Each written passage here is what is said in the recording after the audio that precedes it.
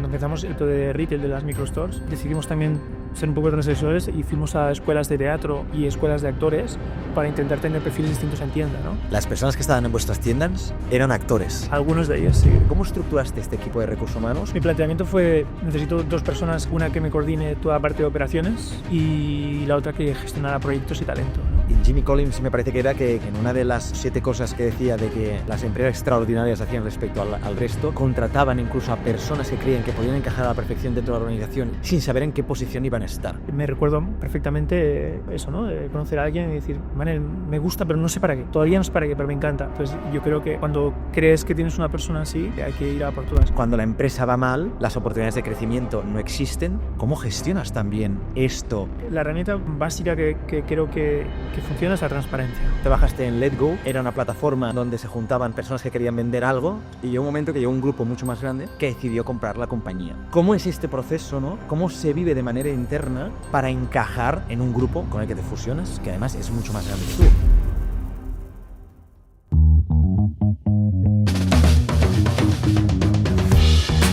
Antes de empezar el episodio de hoy, queremos que conozcas La batalla por el talento, un libro que habla sobre las nuevas estrategias de atracción de talento y cómo utilizar todas las estrategias que llevamos años trabajando a nivel de marketing, pero en el departamento de recursos humanos, siempre con la intención de atraer a más talento, pero sobre todo también a personas que encajen en nuestra empresa. Si quieres ver más sobre el contenido de este libro, puedes verlo en nuestra página web y además también puedes comprarlo a través de Amazon. Ahora sí que sí, empezamos ya el episodio de hoy. Bienvenido, Manel. Gracias. Encantado de que estés aquí, muy contento porque además no nos conocíamos, primera vez que nos vemos cara a cara, primera vez además que hablamos por LinkedIn y creo que es chulo que estés porque viendo rápidamente, ¿no?, tu trayectoria profesional, eres una persona que tiene muchísimos años de experiencia en el mundo de recursos humanos, además liderando equipos y liderando el departamento, y no en cualquier empresa, sino en empresas súper conocidas, en empresas que yo creo, o ya nos explicarás un poquito más, ¿no?, que exigen muchísimo y se puede ver un patrón, ¿no? Veo que has estado en muchas empresas de retail, ¿no?, de venta minorista, como puede ser Parfois, y también hay muchas startups, pero además de éxito, que es difícil ver esto, ¿no? Alguien que haya repetido constantemente el estar en empresas súper chulas y súper atractivas en el mercado laboral. Uh-huh. Bueno, ante todo, gracias por invitarme. Y bueno, pues la verdad es que sí, las oportunidades aparecen y quizá pues, bueno, dicen que hay que buscarlas, ¿no? De tener suerte hay que trabajar mucho para tenerla, ¿no? Y sí, la verdad estoy muy contento de mi trayectoria y la verdad es que cuanto más experimento, más aprendo y más bien me lo paso, ¿no? Al final, quizá lo más importante para mí es que recursos humanos me apasiona y me divierte mucho.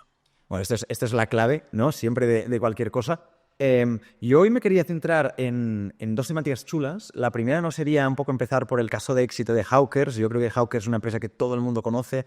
No sé si no me acuerdo bien, ¿no?, se fundó en 2016 o aproximadamente por esas fechas y en muy poco tiempo consiguió escalar el negocio a un punto pues que nadie se pensaba, y más en un sector donde en principio es un sector que está en plena madurez, donde las ventas nunca se mueven menos del 5% y Hawkers consiguió multiplicar y posicionarse como el tercer vendedor de gafas a nivel mundial en muy poquito tiempo, ¿no?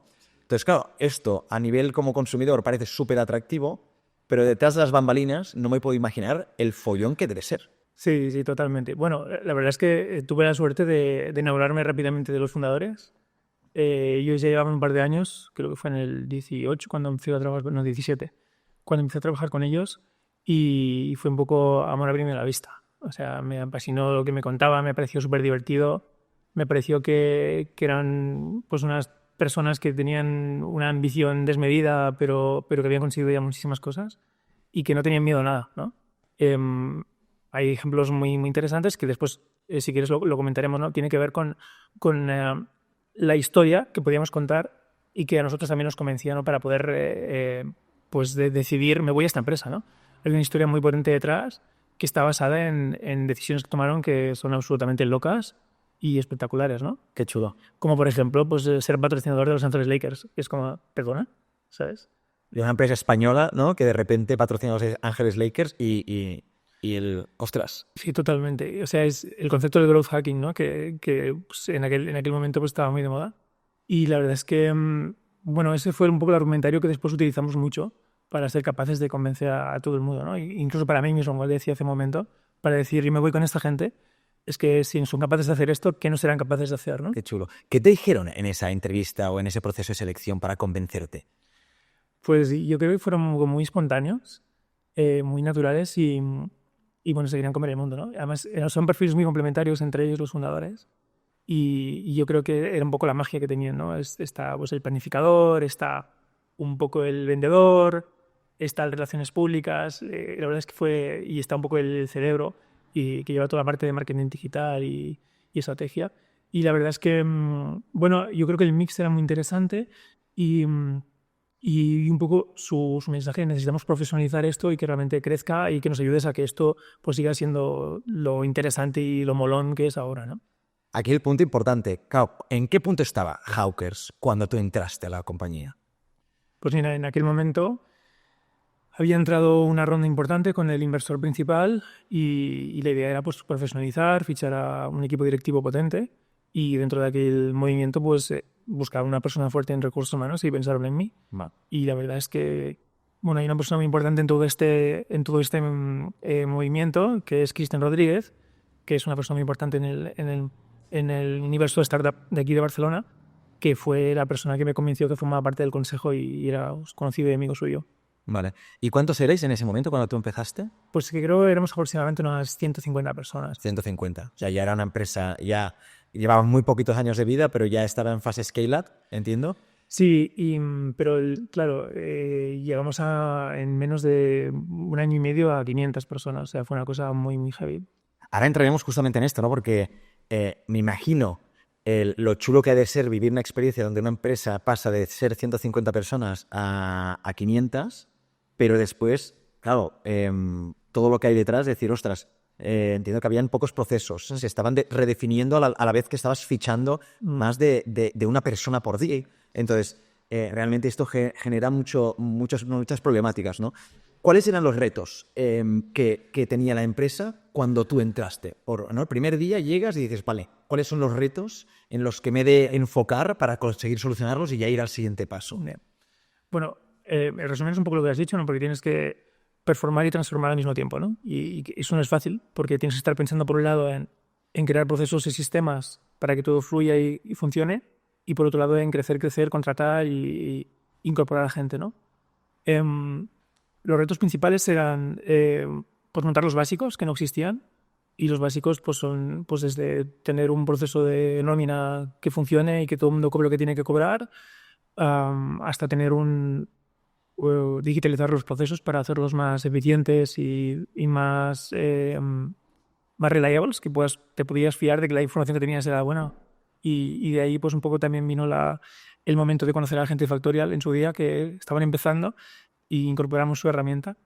Y también yo creo que otra de las cosas muy, muy importantes en ese momento fue dimensionarse adecuadamente en el propio equipo de recursos humanos.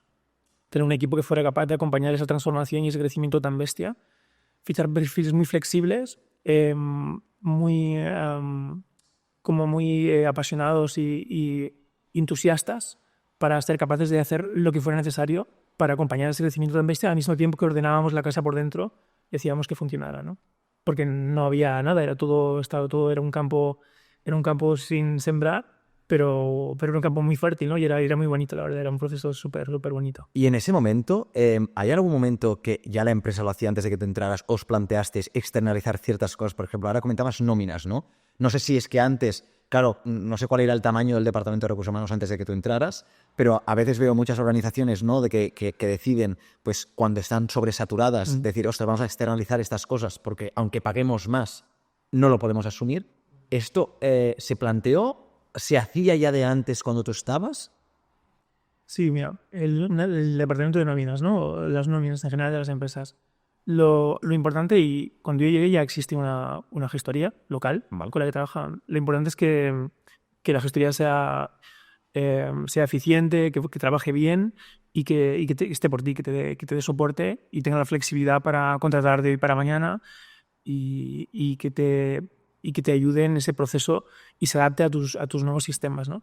Cuando yo entré había 2 personas en el equipo de recursos humanos y bueno, pues acabamos teniendo un equipo de 6 o 7 personas. Tampoco era un gran equipo, tampoco teníamos la dimensión como para tener un equipo mucho más grande.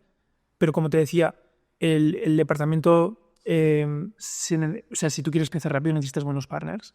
Y ahí lo importante, más allá de la calidad del partner, es que los interlocutores con los que trabajas te dediquen el tiempo y el cariño que necesita un proyecto que crece tanto y que necesita tanta flexibilidad al mismo tiempo, ¿no? Y además, esto lo escuché de los fundadores, no de Hawkers, hace ya mucho tiempo, que justamente en ese momento ellos trabajaban con aquellos proveedores que realmente al principio se habían adaptado y les habían, ¿no?, pues dejado, pues, yo sé, habían dicho estas, pues aceptamos trabajar con vosotros sabiendo que no vamos a cobrar ahora lo que deberíamos cobrar, pero confiando en el proyecto y buscando, ¿no?, esos partners a largo plazo y no eran solo una empresa ahora y después tal vez me canso de ellos porque no encajamos y voy a la siguiente. Pregunta, has dicho, había 2 personas cuando entraste, cuando pues seguramente te fuiste o lo que sea, erais 6-7. ¿Qué perfiles fichaste? ¿Cómo estructuraste este equipo de recursos humanos para que realmente absorbiera todas las necesidades que tenía la empresa a nivel de personas? Mi planteamiento fue, necesito 2 personas, una que me coordine toda la parte de operaciones, y ahí pues está toda la parte organizativa de selección de personal, toda la parte de nóminas, payroll, y la otra que gestionara proyectos y talento, ¿no? Porque de alguna manera eso cubre el perform y el transform, ¿no? Una persona que se encargue de hacer que las cosas pasen de forma consistente y la otra que te ayude a crear esos procesos, esas políticas y esas bases para que la empresa pueda crecer de forma sólida. La incorporación de sistemas, pues, por ejemplo, incorporamos Factorial y también incorporamos una herramienta de selección que es JobBite, que puede ser un greenhouse. Y en aquel momento, pues, la verdad es que el equipo se adaptó muy rápido y dejamos de trabajar con Excel y empezamos a trabajar con esos sistemas, ¿no? Que no era tan habitual. Yo recuerdo 2016-17, yo justamente estaba en una empresa que era una ATS, hacíamos software de reclutamiento y selección, y convencer a las organizaciones que implementaran uno ya no era cuál implemento, no, que es la pregunta que nos hacemos ahora implemento JobBite o el otro. No, en ese momento es, ¿sigo utilizando Excel o implemento esta herramienta que no sé muy bien qué es y cómo me va a ayudar? Sí. Sí, yo creo que si tienes claro que si se usan de forma adecuada y que usas la herramienta que necesitas, no, o sea, hay herramientas que tienen una profundidad de subherramientas internas que dices, pues nada me hace falta tanto, ¿no? O sea, ¿para qué necesito un Ferrari si voy a correr por la carretera que va a 50 de momento? No tengo tanto equipo, no tengo tanta complejidad. Y yo creo que un poco la clave fue esa. Coger herramientas que fueran simples, fáciles de usar, que fueran user-friendly para el usuario también final y que fueran lo más eficiente para que los sistemas escalaran y que una sola persona fuera capaz de hacer trabajo que antes hacían 3, ¿no? Claro. Claro. A mí, o sea, ya creo que has dado una idea súper potente y que me ha gustado muchísimo, que es lo de perform and transform, ¿no? Que es, ostras, para mí el perform es toda esa parte burocrática y todo el de ahora, los fuegos, el apagar las cosas que tenemos a día de hoy, y el transform es, vale, ¿cómo planteamos el departamento de cara al futuro? Y creo que es un concepto muy bueno porque hay organizaciones que la balanza entre estas dos es justamente donde sufren más. Es decir, ostras, estoy todo el día apagando fuegos porque realmente el Departamento de Recursos Humanos tiene muchísimas tareas y no me da tiempo de planear o planificar, ¿no?, hacia dónde quiero ir, cómo pues establecer mi cultura, cómo potenciarla, cómo ¿no?, pues mejorar el engagement de mis trabajadores. Y hay otros, ¿no?, que tal vez se centran muchísimo en el transform, es decir, miro siempre al futuro y olvidas un poquito el presente, ¿no?, lo que genera también ineficiencias ahora. Es decir, tienes trabajadores a día de hoy en tu organización que, pues, no digo que no reciban la nómina, ¿no?, pero tal vez que la experiencia que están teniendo a nivel de empleado no sea la mejor, ¿no? Entonces, encontrar ese punto de equilibrio entre estas dos creo que es donde está el gran secreto de la cuestión y creo que es muy complicado. Sí. Sí, o sea, si no eres capaz de pagar la nómina bien, pues ya estás mal. O sea, ese pilar básico que tienes que tener, ¿no?, en tu pirámide de recursos humanos, si no estás pagando bien la nómina, contratando bien y digamos, despidiendo correctamente cuando es el caso, la verdad es que no, todo da igual.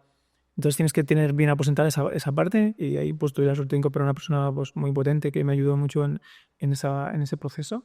Y en la parte del transform, pues incorporar un perfil de proyectos, una persona muy despierta, con mucha iniciativa y con mucha experiencia, en este caso en consultoría estratégica de recursos humanos, que además, un poco lo que yo siempre cuento, ¿no? Es que si en ese momento que teníamos todo planificado, vamos a hacer vamos a crecer en estas áreas, en estos equipos, de repente se decide que en un mes queremos tener 15 tiendas abiertas, todo el mundo se tiene que poner a seleccionar, todo el mundo se tiene que poner a viajar a los lugares donde se van a abrir esas tiendas físicas, que fue un proyecto muy interesante, el de las microstores, y todo lo otro se deja aparte, ¿no? Que es una de las cosas que yo también creo que he aprendido, tienes que estar muy cerca del negocio. Y está muy bien que tú tengas tu propia agenda, pero si esa agenda no está alineada con lo que el negocio necesita ahora, pues tienes que cambiar y tienes que adaptarte a eso, porque al final el perform te ayuda a ganar la credibilidad para que el negocio se alinee contigo y sea capaz de aportarte feedback y co-crear contigo el transform cuando estás co-creando procesos, sistemas, proyectos con ellos. Justamente el otro día escuchaba esta reflexión, ¿no? Lo escuchaba más tal vez del ámbito de empresa, pero me decía alguien, ostras, es que hacemos el business plan o hacemos, ¿no?, el business plan para el año que viene y no nos damos cuenta que tal vez esa idea que va a marcar la diferencia no aparece ahora, sino aparece en mitad de 2025 y dices, vale, ¿qué haces en ese momento? La obvia es porque ya tienes el business plan y tienes que acabar el año con lo que habías planificado. Y es no, o sea, adáptate, coge esa idea, la introduces y te centras allí, ¿no? Y es un poco esto, que a veces yo creo que también hacemos planes muy rígidos. Sobre todo también un perfil de empresa diferente, tal vez. No sé si opinas lo mismo, ¿no? Pero las empresas más multinacionales que llevan muchos años en el sector, no sé por cuál es el motivo, yo tengo mi opinión, ¿no? Pero seguramente sea porque las personas ya que trabajan en ellas tienen cierta aversión al riesgo y allí cambiar, ¿no?, la planificación de recursos humanos que hay y tomar una decisión arriesgada, que es al final hacer una iniciativa totalmente nueva y disruptiva e innovadora, es un riesgo que si no sale bien, alguien te va a venir a picar la puerta y dices, hostia, es que estás en la cuerda floja porque la has cagado, ¿no? Que en empresas como Hawkers entiendo que esto era mucho más habitual. O sea, las dos personas de Transform que me comentabas, entiendo que su día a día ya era generar iniciativas locas o iniciativas innovadoras o iniciativas un poquito fuera de lo habitual en ese momento para pues que realmente pues las personas que estuvieran en la empresa estuvieran bien y las personas que tenían que entrar entraran de la manera adecuada. Sí, o sea, totalmente de acuerdo. Al final, si tú no eres capaz de acompañar esa velocidad que te exige la compañía, que la dicta el negocio, ¿no? Y el negocio son las necesidades para echar las cosas adelante, pero también tienes que tener pues ese backup dentro de tu propio equipo, de tener personas que están siempre pensando en qué pasa de aquí 6 meses, de aquí 1 año, y qué procesos tenemos que tener ya generados y que realmente aporten un valor añadido diferencial a lo que tenemos hoy, ¿no? Porque eso también te ayuda a tener unas bases y una historia que contar a la gente que contratas, ¿no? Cuando tú contratas a personas que vienen de empresas más sólidas, cuando eres una empresa más pequeña y contratas a gente que viene de empresas pues que más reconocidas o con más trayectoria, esas personas exigen o piensan o esperan pues tener unos procesos, pues un proceso de evaluación de desempeño para sus equipos, un plan de carrera para sus equipos, ¿no? O un proceso de revisión salarial que esté alineado a los valores y al plan de carrera que te decía, ¿no? El Career Framework. Entonces, si no tienes esos procesos, pues esas personas dicen, ¿dónde me he metido? Y también un poco al revés, ¿no? El hecho de tenerlos es, bueno, esto está haciendo bien su trabajo y vale la pena incorporarse en esta compañía. Pero bueno, una de las partes que me has evocado ahora era la parte de... Lo más difícil cuando estás en una compañía como esta, más allá de, ok, bien, todo es nuevo, todo es flexible, todo es loco. Súper chulo y tal. Pues también es tener una historia que embriague a la mente de la gente que quieres contratar, ¿no? Y claro, el storytelling de los 4 chicos que desde un pueblo pequeño como Elche fueron capaces de llegar a Los Ángeles Lakers y hacer una campaña viral haciendo aparecer el Yeti en prensa que aparentemente había aparecido en unas pistas de esquí. Lo recuerdo, esta campaña. Pues claro, son gente que con muy pocos recursos hicieron cosas, y cuando tú cuentas a un candidato esto que ha pasado, pues la verdad es que dices, wow, ¿de qué no será capaz de hacer esta gente si han hecho eso, ¿no? Y eso, pues llevado a todos los niveles, ayudaba mucho a generar ese efecto wow que te permite contratar a gente que en las circunstancias normales, pues por tu nivel de facturación o por tu inversión o por tus expectativas, pues a lo mejor no se hubiera incorporado, ¿no? Y también en cuanto a tu capacidad para convencerlos en cuanto a propuesta económica, ¿no? Mira, pues te doy menos o te doy más equity a cambio de que te vengas, ¿no? A esto que es como vamos a cambiar el mundo, ¿no? Si te está gustando este episodio, tengo una buena noticia para ti. Y es que si quieres, puedes acceder a un contenido exclusivo que no hemos publicado en ninguna parte, ni en redes sociales, ni en nuestros canales propios, en el que hablamos con Manel Bernal sobre un tema súper interesante. Y te preguntarás, ¿qué tema es? Pues bien, el tema es cómo integrar el equipo de recursos humanos después de una compra, una adquisición o una fusión con otra empresa más grande que la tuya. Así que si quieres acceder a este contenido, lo único que has de hacer es registrarte en la comunidad privada de los HR Lovers. Para hacerlo, puedes acceder directamente a la descripción de este episodio y ahí te hemos dejado el enlace. Sí que si entramos ahora de lleno en el proceso de selección, cómo reclutabais a estas personas y después cómo las convencíais. Creo que hay varias cosas, ¿no?, que aquí quiero saber. Pero la primera es, claro, yo entiendo que siendo una marca tan atractiva, sobre todo en un perfil muy joven, ¿no?, que era el perfil perfecto que compraba vuestro producto, entiendo que será muy fácil reclutar o atraer talento. Bueno, para perfiles, digamos, que requerían menos cualificación, sí, pero, por ejemplo, hay también, por ejemplo, cuando empezamos el proyecto que te comentaba antes, el proyecto de retail de las microstores, decidimos también ser un poco transgresores y fuimos a escuelas de teatro y escuelas de actores para intentar tener perfiles distintos en tienda, ¿no? Para que la gente cuando llegara a nuestras tiendas realmente tuviera una experiencia que fuera diferencial y distinta, ¿no?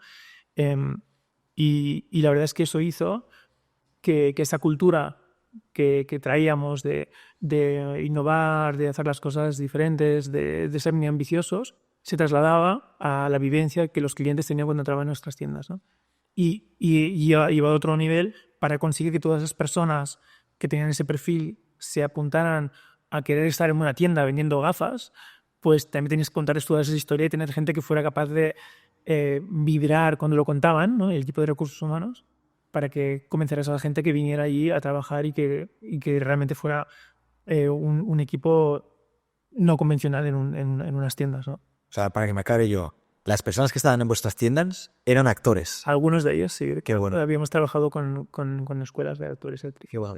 Vale, pues empecemos por ahí. Vale, tenéis, entiendo, varios perfiles, tanto perfiles de central, que además no estás en una gran ciudad como puede ser Madrid, Barcelona o incluso Valencia, estás en Elche, ahí están las oficinas centrales, y tienes que atraer perfiles que van a estar en el central, haciendo además cosas muy locas, es decir, necesitas perfiles muy creativos, ¿no? Seguramente buscas algunos más juniors, pero también buscas algunos seniors muy buenos en su sector o en su departamento, y después estás buscando también gente para las microstores.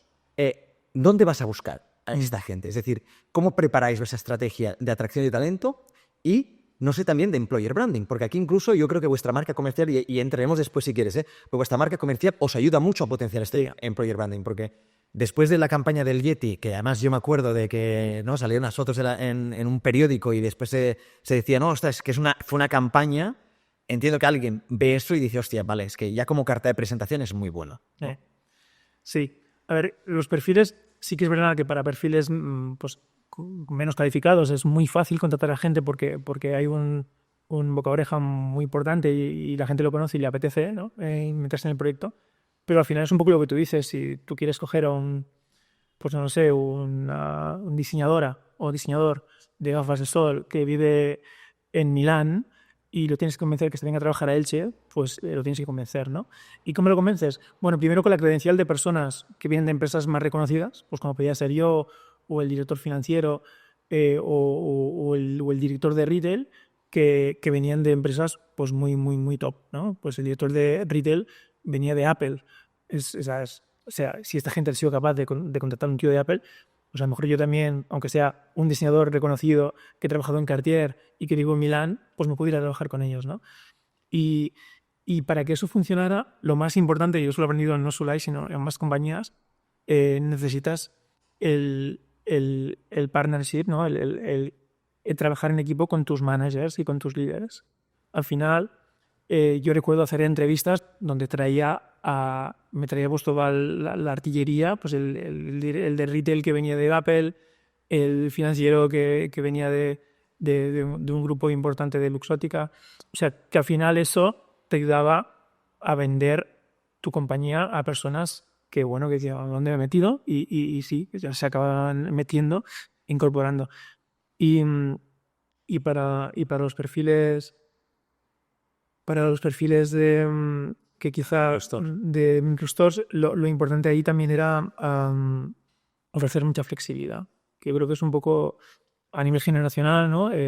La generación Z y las posteriores lo que más valoran es que tengas mucha flexibilidad y montar horarios pensando en, como si fuera un rompecabezas, bueno, esta persona resulta que los jueves hace violín, me lo invento. Flexibilidad, te entiendas. Sí. Esto es muy poco habitual, además. Entiendo que era realmente una ventaja competitiva ofrecer esto en un sector donde normalmente tenemos este horario libre, o te adaptas tú o buscamos a otra persona. Yo creo que era la parte más importante, ser capaz de ofrecer esa flexibilidad, porque al final es la manera de conseguir engagement de ese tipo de perfiles, ¿no? Pero como te digo, al final que creo que la capacidad de atraer o sea, porque tienes que atraer a la gente correcta, ¿no? Que creo que es el otro gran tema, ¿no? No solo atraer a el logo más bonito, sino atraer a personas que realmente encajen con la cultura, que es un tema aparte que también hemos comentado, y que además aporten un valor y una densidad de talento, ¿no? Que es otro concepto interesante, que realmente se diferenciar. Y ahí hacer un panel entre esas personas con más experiencia que vienen pues, de compañías más consolidadas y debatir internamente de forma abierta pros, contras, hacer una checklist de puntos que sí, puntos que no, y acabar decidiendo, pues mira, y creo que es la persona. Y una vez lo has decidido, también ser muy, muy ágil en los timings, ¿no? El tiempo en este tipo de audios es muy, muy importante. Ser muy, muy rápido. Si puedes cerrar un proceso en una semana, no hace falta que te esperes 2 meses para esperar a que alguien más le conozca. Tienes que ir hacia adelante, tienes que arriesgarlo. Es un buen tip porque yo creo que a nivel teórico todos lo tenemos claro, pero después a nivel práctico muchas veces incluso yo alucino cuando entra un candidato perfecto que a nivel de currículum encaja, que crees, ¿no? En una primera fase que tienes muy poca información, crees que puede encajar y te esperas a recibir más currículos. Dices, no, o sea, llama ya, entrevístalo, si se puede hacer la entrevista mañana mejor y intentar acelerar esto, porque esta persona si no se te puede ir. Y aquí Jimmy Collins me parece que era que en una de las no 7 cosas que decía de que hacían que las empresas extraordinarias hacían respecto al resto, era que contrataban incluso a personas que creían que podían encajar a la perfección dentro de la organización y dentro del talento que se buscaba, sin saber en qué posición iban a estar. Después ya encontrarías junto con esa persona el encaje perfecto, ¿no? Pero es decir, ostras, si encuentras a la persona, aunque no tengas una posición abierta, ábrela y después juntos ya decidís, ¿no? hacia dónde encararlo. Sí, o sea, no puedo estar más de acuerdo con eso. Una de las personas que más ha marcado mi trayectoria profesional es el director general de Stradivarius, el grupo Inditex, estuve muchos años trabajando con él y me recuerdo perfectamente eso, ¿no? De conocer a alguien y decir, Manel, me gusta, pero no sé para qué. Todavía no sé para qué, pero me encanta. Creo que lo tenemos que contratar. Y creo que eso habla también de que, bueno, de las soft skills, ¿no? Que dicen que quizá las soft skills pasan a ser las nuevas hard skills, porque si alguien no tiene esa capacidad para adaptarse al que tú necesitas y tener esa flexibilidad de la que hablábamos y tener esa densidad de talento que a veces no es tan fácil de encontrar, pues yo he visto gente en compañías ocupando 7 puestos distintos y hacerlo bien en casi todos, ¿no? Entonces yo creo que cuando crees que tienes una persona así, hay que ir a por todas. Que nos podemos equivocar, efectivamente, ¿no? 100%, sí. Pero es parte del trabajo, también diría. Pero exacto, o sea, al final, si no lo pruebas, no lo sabes. Y hay otra reflexión que es un poco controvertida a veces, que es que un buen perfil, con un buen onboarding, con un buen ajuste cultural, pues casi siempre va a encajar. Incluso un perfil, pues quizá algo más mediocre, con una energía totalmente enfocada, con una total confianza por parte de quien está contratando, hace que maximice el potencial de esa persona y pueda llegar a tener un rendimiento muy, muy alto, ¿no? O sea, que habla un poco de que el contexto también a veces hace que alguien muy potente se la pegue de forma brutal y todo lo contrario, ¿no? Personas que dirías, no sé, empiezan a brillar y sacan el máximo o más que su propio potencial. Aquí la importancia no es lo que comentabas, la alineación con el proyecto, la filosofía, etcétera. Hay gente que tal vez no tiene las hard skills, no tiene ese conocimiento que necesitas, pero que le mete tantas ganas, tanta pasión y tanta entrega que al final, en muy pocos meses, acaba llegando a un punto, ¿no?, de desarrollo de las tareas, Claro, que es impresionante. En cambio, puedes tener a la otra, que es el crack, la eminencia del sector que viene de la mejor empresa del mundo, lo metes a currar en la organización y va perdido, no sabe qué hacer, no choca con el equipo, genera mal rollo y dices, ostras, ¿qué prefieres, no? ¿A este crack que viene con referencias perfectas o prefieres a esa persona que realmente te encaja perfectamente y que sí que es verdad que le falta el resto? Pero bueno, que el resto, si tiene la capacidad de aprender, que también es una soft skills que valoramos poco, ¿no? La capacidad de aprender rápido, creo que es potente. Comentabas ahora, para centrarnos un poco, ¿cómo equilibras, ¿no?, esta necesidad de contratar súper rápido? Has dicho de 150 a 500 personas en un año, año y poco, pero sabiendo y poniendo valor que esas personas además han de encajar a la perfección en la empresa.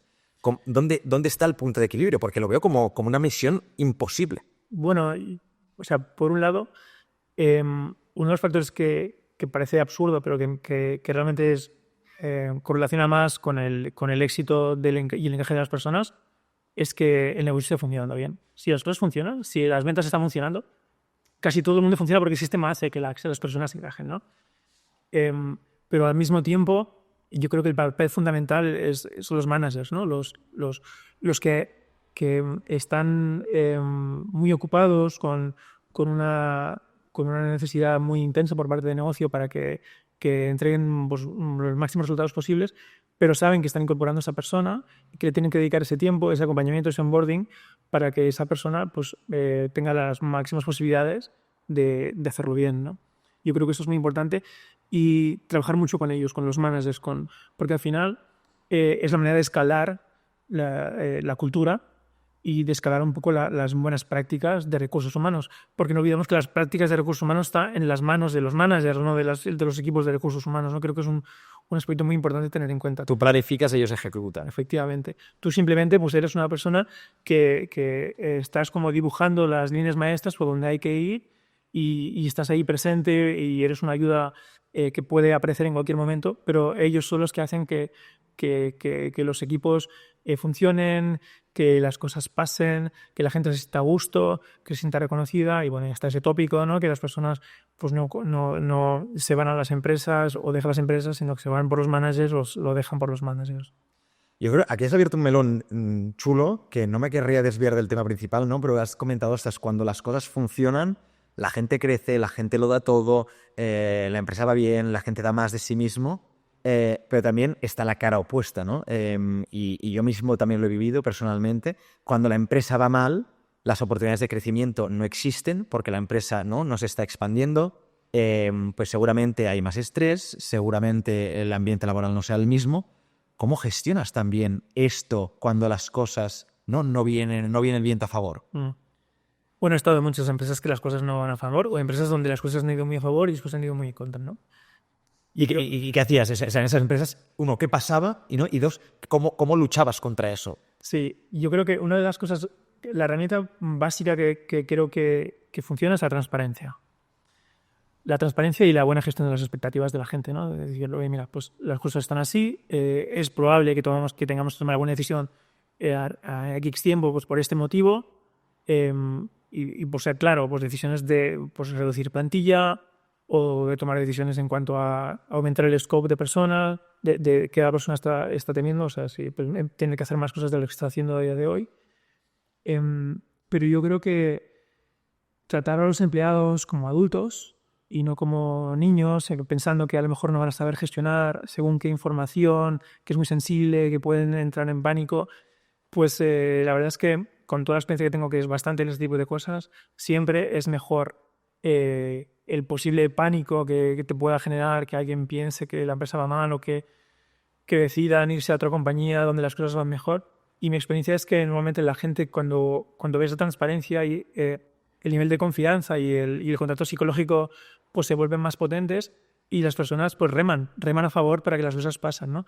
Y yo creo que una de las cosas que ahora hago cuando me incorporo a cualquier compañía es siempre apelar a esa transparencia porque es siempre mejor que la ambigüedad que te permite tomar decisiones que a veces no son tan claras, ¿no? Cuando aún no sabes si nos van a comprar o no nos van a comprar, vamos a tener que recortar sí o no, pues en la medida de lo posible, con información que sea gestionable por parte de los equipos, creo que hay que ser transparente.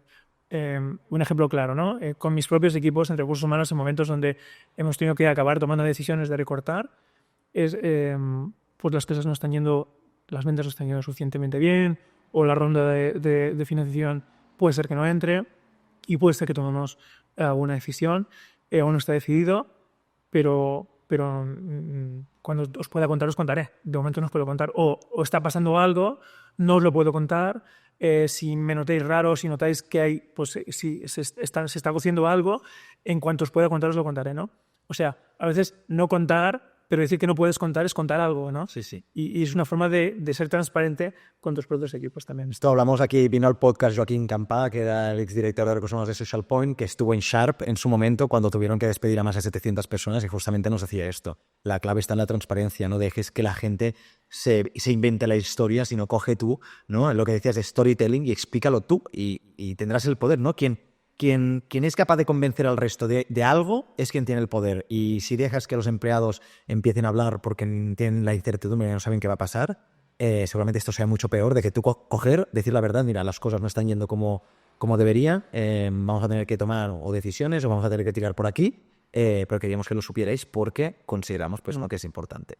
Tema importante, ¿no? Siempre cuando hablamos en estos podcasts, hablamos siempre de los casos de éxito, ¿no? Pero a mí también creo que se puede aprender mucho de aquellas decisiones, aquellas estrategias, aquellas cosas que hemos hecho y no han salido bien. ¿Hubo alguna estrategia, alguna decisión en Hawkers que dijera, ostras, aquí no salió como yo esperaba y ya mirándolo en retrospectiva decir, debería haber tomado otra? Pues bueno, mira, relacionado con lo que decíamos antes del Perform y Transform, ¿no? A proyectos transformacionales que eran absolutamente disruptivos, innovadores, pero que probablemente la madurez de la organización no estaba preparada, ¿no? La madurez de la organización y algunos equipos. Entonces, cuando tú llegas con... O sea, creo que en las organizaciones pueden pasar dos cosas. Llegas con tu propio libro de cosas que te gustaría hacer, pero la organización tiene una serie de necesidades que tienes que atajar primero, y tienes que hacer el diagnóstico de lo que yo llevo en mi mochila, que puede encajar aquí, en vez de yo vengo con mi mochila y este es mi plan, este es mi libro. Creo que obviamente eso no funciona. Después está organizaciones que ya tienen todo más o menos creado y que a veces son muy resistentes a incorporar algún cambio, y ahí creo que lo que funciona es entregar primero, o sea, darle mucha caña al perform, y ahí cuando te ganas esa credibilidad, empezar a sacar cosas de esa mochila para que vean esto me funciona allí, esto no funciona allá, esto no funcionó más allá. Y después están las otras, ¿no? Que es lo que me pasó en Hawkers, es decir, no sabemos qué nos hace falta, queremos hacer cosas chulas, vara libre, ¿no? Pero claro, sigue habiendo una necesidad de crecer muy rápido, enfocarse en crecimiento y enfocarse en tener unos cimientos sólidos para un crecimiento más estructurado, ¿no? Entonces puede ser que algún proyecto, por ejemplo, que a veces lo cuento, empezamos a tener conversaciones con la Universidad de Alicante para un proyecto conjunto de crear una tokenización de los beneficios, que era un proyecto súper interesante, como si fueran monedas virtuales que servían para poder comprar productos o comprar formación o comprar con esos digamos, tokens virtuales que tú ganabas pues por tener un buen desempeño o por conseguir, por ejemplo, por ofrecer formación en un conocimiento que tú tenías específico. Vale. Era un proyecto súper interesante, súper bonito, pero que probablemente necesitabas una organización que estuviera en otro estadio. Y creo que dedicar recursos a ese tipo de proyectos, ahora en perspectiva, pues probablemente se debería haber esperado a una fase en la que la prioridad no fuera correr para contratar y meter gente a esos dos y llegar de 150 a 500 personas. O sea, me queríais crear una coin, la Hawker Coin, me lo invento, la Hawker Coin, Exacto, sí. con el objetivo de entregar coins, aparte naturalmente del sueldo y todo lo que dabais, pero dar coins a partir de diferentes estrategias e iniciativas que te involucrabas tú y que esto lo pudieras gastar después pues, en otros beneficios extras, ¿no? Alrededor de la propuesta de valor. Me parece potente. O incluso lo de comprar tiempo, ¿sabes? Porque bueno, la generación Z quiere el tiempo. O sea, Por 1000 coins tienes un día de vacaciones extra, exacto, ¿no? sí. Pero insisto, por muy bonito que sea y por mucho que nos encante lo que somos de recursos humanos, que esto está súper bien, pues a lo mejor no en el momento todavía, ¿no? Claro, aquí está un poquito... Yo es el cambio que estoy viendo en el recursos humanos. Veo como perfiles de la vieja escuela, ¿no? Que son muy del perfil que comentabas, un poquito más burocráticos. El otro día alguien me decía, le preguntaba tengo un amigo que trabaja en una empresa súper atractiva, súper chula. Le decía, hostia, tendríamos que hablar con el director de recursos humanos de tu empresa para hacer cosas con vosotros. Y dice, Jaime, el director de recursos humanos de mi empresa es perfil ERE. Es el perfil que contratas cuando quieres hacer un ERE. Es muy burocrático, es el que se encarga de que la empresa no la demande nadie, de que no tengas ningún problema a nivel legal, pero no va a ser nunca el director de recursos humanos que te va a hacer algo muy locura a nivel de transform, ¿no? de virar hacia el futuro, porque no es su perfil. Es aversión al riesgo, ¿no? Y es defensivo, no es proactivo. Y es justamente esto, es decir, ostras, es que el cambio que estoy viendo ahora es que cada vez estos perfiles, a pesar de que siempre tengamos que tener, ¿no? en la mirilla que el Departamento de Recursos Humanos ha de cumplir unas necesidades básicas que son estas, ¿no? Pues que a nivel legal todo se cumpla, que naturalmente pues a nivel pues la empresa no se mete en problemas, pero me da la sensación que este perfil está como desapareciendo por otro un poquito más idealista, ¿no? Y yo, por ejemplo, pertenezco bastante a este y a mí cuando me explicas un proyecto como este, me convences y también sería el típico que después me pondría a realizarlo y te darías con las 1000 hostias y decir, ostras, es mucho más complicado de lo que parece, tienes que generar muchas conexiones y colaboraciones con estas marcas que van a aceptar estas coins para que los empleados se lo puedan gastar y claro, aunque parezca una idea súper chula, la dimensión que tiene realmente a nivel de operativo es brutal, ¿no? Entonces aquí siempre vi una gráfica súper buena que es, vale, ¿cuántos recursos le he de invertir a esta iniciativa? Y cuál es el impacto que me da, ¿no? Entonces, yo lo que quiero, naturalmente, esos proyectos en los que me voy a enfocar ahora a corto plazo es aquellos que son, ¿no? que consumen pocos recursos y me generan máximo impacto. Y aquellos que tienen recursos máximos y generan máximo impacto, puedo coger 1 o 2 al año, pero no puedo fliparme allí, no puedo centrarme allí porque puedo tener problemas. Total, sí. Bueno, al final... lo que vas descubriendo con la experiencia, ¿no? Las cosas te van pasando y, pues mira, si lo hubiera sabido, lo hubiera hecho distinto, ¿no? Pero bueno, también nos permite experimentar y creo que no la manera de aprender pues es el error, ¿no? Y bueno, se comenta mucho, ¿no? Las empresas americanas y la cultura americana, por ejemplo, de Estados Unidos valora a los empresarios que han tenido más fracasos que a los que han tenido más éxitos, ¿no? Porque supuestamente han aprendido más y han sido luchando. Entonces, bueno, volviendo un poco a lo que comentabas, ser capaz de tener ese idealismo y racionalizarlo y tener esa flexibilidad también para, bueno, vale, pues es momento de volver a guardar en mi mochila que te decía, pues esto, y voy a sacar un poco pues el mortero y el martillo para picar la piedra que hace falta para sacar adelante pues la necesidad que ahora el negocio tiene, ¿no? Porque al final... si el negocio necesita eso, es que es lo que hay que hacer. Y si tenemos que contratar o si tenemos que evaluar si las perspectivas de contratación que estaban basadas en una expectativa de facturación pues no están ayudadas porque la facturación en vez de estar aquí está aquí, pues tengo que cambiar esto porque si no el coste de sobreventa se me dispara. ¿Y qué va a pasar después? Pues lo que pasa en muchas compañías, desgraciadamente, pues que toca entrar primero en hiring freeze y después pues a veces pues despedir a gente, claro. Y si ahora fueras a trabajar a una empresa, ¿no? donde te encuentras en la misma situación, tiene que crecer muy rápido, ¿harías algo diferente a lo que hiciste en Hackers?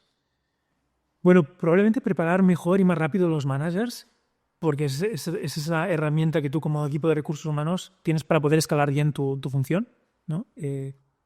Y quizá también otra cosa que haría es, bueno, antes hablabas de externalizar, ¿no? dimensionar bien el equipo que tienes y escoger qué cosas aportan menos valor, el hecho de conocer bien al equipo y se pueden externalizar, porque el coste de buscar a alguien, contratarlo, que coja el proyecto, que lo entienda, que lo trabaje con los managers y que lo ejecute, pues a veces es acaba siendo más largo o más costoso, perdón, que el de contratar a un equipo desde fuera que te ayude, ¿no? Pero bueno, de todos modos, tanto en esta organización como en otras, pues nos ha tocado y hemos necesitado pues contratar recursos externos para ayudarnos. Y para poder crecer. Claro, claro. Vale. Además es que ya lo decías tú, si erais 6-7 personas, ¿no? Gestionar un equipo de 500 y ya en un equipo de 500 que está estable, ¿no? Un equipo de 500 que sigue creciendo, que seguramente por la falta de procesos también tienes algunas bajas y tienes que cubrir, ¿no? Pues si lo haces solo, pues puedes morir un poco en el intento. Total, sí, sí. Ahora quería dar el salto a una temática que justo antes de empezar comentábamos, es una temática muy nicho, pero a mí me da la sensación de que hay más personas en recursos humanos que se han encontrado en esa situación de las que pensamos, ¿no? Y es que tú trabajaste en Letgo. Letgo era una plataforma, ¿no? Un marketplace donde se juntaban personas que querían vender algo y gente que quería comprar, sobre todo temas de segunda mano, ¿no? Nos recuerda a 1000 anuncios, seguramente a Wallapop.